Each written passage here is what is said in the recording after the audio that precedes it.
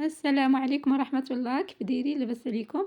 نتمنى يا ربي تكونوا بخير وعلى خير وأحوالكم مزيانة. نهار جديد وفيديو جديد. اليوم إن شاء الله نقدم معكم الخبيزة أو البقولة المغربية. دابا الوقت ديالها ما شاء الله موجودة. علاش لا منستغلوهاش؟ حنا كنعرفو الفوائد ديالها ما شاء الله. دابا ندوز معكم التحضير. كناخدو هكا البقولة ديالنا وكنغسلوها مزيان مزيان حيت كيكون فيها هكا التراب، وكنرقدها هكا بشوية الخل أو الملحة صافي، وكنديرها في واحد الشبيكة ونخليوها تقطر مزيان حتى تنشف صافي، وكنقطعوها رقيقة. ضروري كنحيدو دوك العويدات اللي كيكونوا قاصحين. ضروري ناخدو الخبيزة اللي كتكون هكا فتية ورطبة دغيا كتقطع معانا. المهم كتاخدو الكمية اللي بغيتو نتومايا. أنا هنايا خديت قبطة وحدة صافي، قطعتها بهذا الشكل هذا ووضعتها هنا في الكوكوت، كل الطريقة ديالو. المهم أنا ندير معكم الطريقة ديالي. خديت انايا الثومة بكثرة، تقريبا واحد 8 الفصوص حتى 10 هكا كديروا. كندير شوية الملحة، كندير كاس تاع الماء صافي، وكنسد الكوكوت وكنقص النار. هي كتغلى الكوكوت صافي كنقص النار وكنخليها كطيب على خاطرها. بعد ما طيب ان شاء الله وارجع معكم باذن الله. وهنايا راني درت واحد 2 مزيودات تاع الحار، ما تصوروش معايا. هي هذه البقولة ديالنا بعد ما طابت كما كتشوفوا راهي كتهبط ما شاء الله، كتكون الكوكوط عامرة ولكن كطيب كتولي قليلة. صافي دابا غندوز نديرو هكا التوابل اللي كنحتاجو للبقولة ديالنا. انا هنايا عملتها في المقلة هكا، كنتحكم فيها مزيان كما كتشوفوا طابت ما شاء الله، ولات زبدة.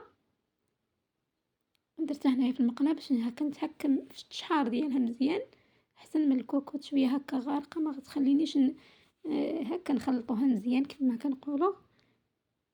كنضيفو قزبر والمعدنوس، واللي بغى يدير الكرافس ممكن يدير واحد القبيطه تاع الكرافس ولكن يطيبها في الاول، كتجي زوينه حتى بالكرافس كتجي ما شاء الله. انا ما كانوش عندي داكشي علاش ما درتهمش، اما لا كانوا كندير ديك القبيطه كنطيبها في الاول. هنايا ندير الابزار عفوا، كندير القليل من السكنجبير،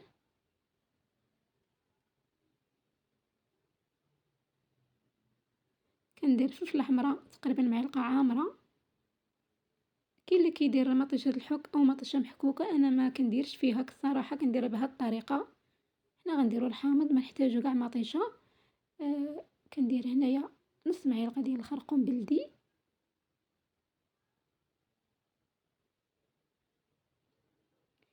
غندير هنايا نص معلقه ديال الكمون، ومازال حتى الاخير حتى الطيب عاد كنزيدو الكمون شويه هكا في الاخر. كندير هنايا اللب ديال الحامض مصير. هنايا ما غنضيفش الملحه لحقاش درت اللب تاع الحامض مصير كيكون هكا شارب الملحه، ودرت الملح في الاول حتى نذوق ونشوف. والهريسه حتى هي مالحه، اللي كيبغي الحاره كيضيف الهريسه شويه بالزايد، واللي كيبغيها شويه ماشي حاره كيدير تقريبا واحد معلقه صغيره. هنايا كنضيفو زيت الزيتون، البقوله كتبغي زيت الزيتون ما شاء الله. عندي هنا تقريبا واحد كاس لاروب، ما غنديروش كامل، غنخلي شويه حتى الاخير. ندير عصير حامضه، هاد العصير هذا كتجي محمضه وكتجي زوينه، لا ما نديرو لا مطيشه لا حتى شي حاجه. وغادي نعمل الكل فوق النار مع التشحار. هنايا الزيتون ما غنضيفوش دابا، بعد شويه وغنضيفو. وعندي الحامض هكا مصير باش غادي نزينو ان شاء الله.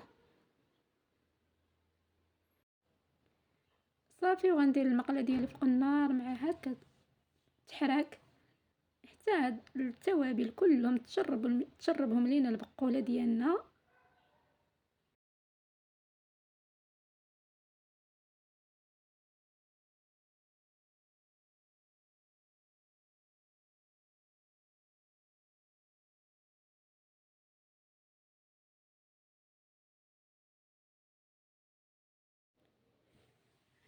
كما كتشوفوا هنايا البقوله ديالنا كتنشف لينا من داك الماء، ما كنخليوش فيها الماء. هنايا غادي نضيف الزيتون اللي خليت. هنايا عندي الزيتون ديال الدار ما شاء الله كيكون زوين هكا ولذيذ. وانا ضفت القليل من الحامض مصير مقطع هكا رقيق. غنضيف زيت الزيتون اللي انا خليت، وغنضيف القليل من الكمون، حيت الكمون إلا كترنا بزاف راه كيعطي المرورة هكا، ما كنديرو القياس ديالنا صافي. وغادي نخلط الكل مزيان ونخلي البقولة ديالي كتشرب هاد زيت الزيتون إن شاء الله. هانتوما معايا إن شاء الله.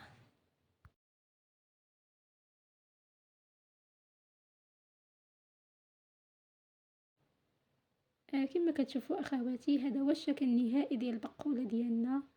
كنزينو هكا بداك القليل من الهريسة، قليل من شرائح ديال الحامض المصير، هكا دوك المزيودات تاع الحار ما شاء الله كتجي زوينة بزاف. علاش ما نستغلوهاش دابا كتكون موجودة وهذا هو الوقت ديالها. هكا كنعملوها كمقبلة هكا سخونة كتجي زوينة بزاف. نتمنى يا ربي تعجبكم الطريقة ديالي. دائما كنقدم معكم شي حاجة اللي بسيطة وسهلة، وهنايا راني قدمتها هكا مع العدس تا ما شاء الله كيجي زوين. أكلة هكا شتوية كتجي غزالة. نتمنى يا ربي يعجبكم هذا الفيديو هذا. شكرا لكم أخواتي إخواني على المتابعة المشاهدة ديالكم. ما تنسونيش من اللايك والاشتراك والبارطاج فضلا وليس أمرا. وفيديو قادم إن شاء الله. مع السلامة.